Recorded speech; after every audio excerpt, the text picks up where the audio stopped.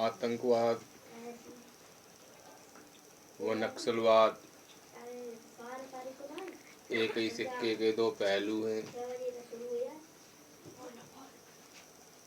ये आज से नहीं,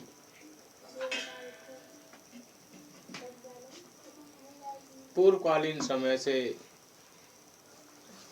हमारे साथ जुड़े हुए हैं। सतयुग द्वापर में राक्षस और मानव की तरह जुड़े हुए थे। उसके बाद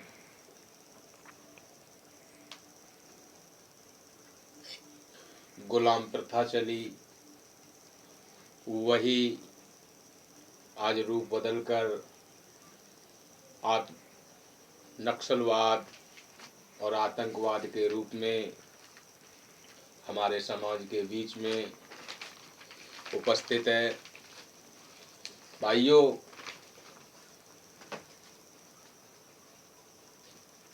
आतंकवाद और नक्सलवाद दो सगे भाई हैं, एक दूसरे के पूरक हैं। दोनों का ही काम है समाज में भय फैलाना, अराजकता तोड़ना, जिसका सीधा अर्थ होता है कि नक्सलवादियों की, आतंकवादियों की या दबंग गुंडों की अधीनता स्वीकार करो। वो जो बोलते हैं उसको करें। जिसकी जड़ें आज भारत के कोने कोने में अपने पैर पसार चुकी हैं, जिनसे समाज को मुक्त कराना कोई मामूली बात नहीं है। यदि हम समस्त देशवासी,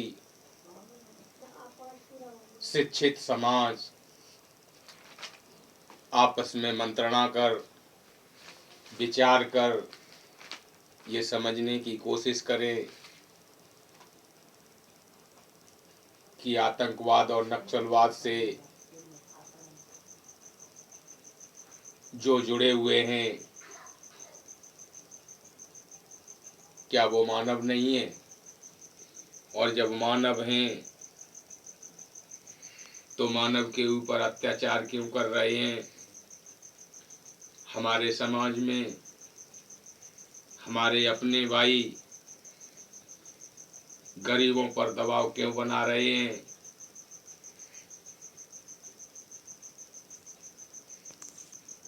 यदि इस तरीके के विचार किए जाएं तो आतंकवाद से जो हमारा देश लड़ रहा है या संसार लड़ रहा है, वो बिना खून खराबे के समाप्त भी हो सकता है। भाइयों, इसकी जड़ों के बारे में या इसके उदय के बारे में हम अगर जानने की कोशिश करेंगे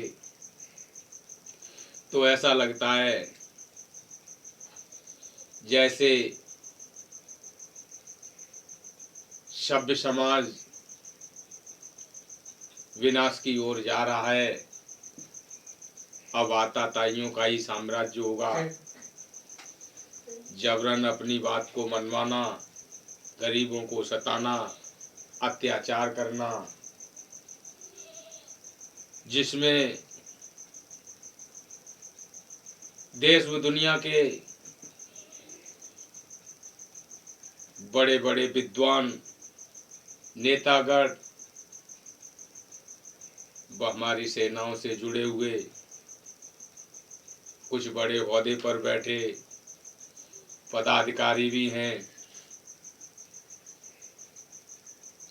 जो लालच के कारण आतंकवाद व नक्सलवाद का साथ दे चुके हैं या दे रहे हैं। उनको भय सता रहा है कि मैं इस दुनिया को छोड़ दूंगा तो जीवित कैसे रहूँगा। बहुत सारी चीज़ें हैं जो आतंकवाद और नक्सलवाद के माध्यम से सीधा हम ग्रामीण क्षेत्र में आकर के टकराती हैं, जिनका एक ही उद्देश्य होता है कि गरीबों को सताओ, दबाओ, उनको गुलाम बना के रखो। मेरी समझ में इससे परे और कुछ भी नहीं है। जय हिंद, जय भारत।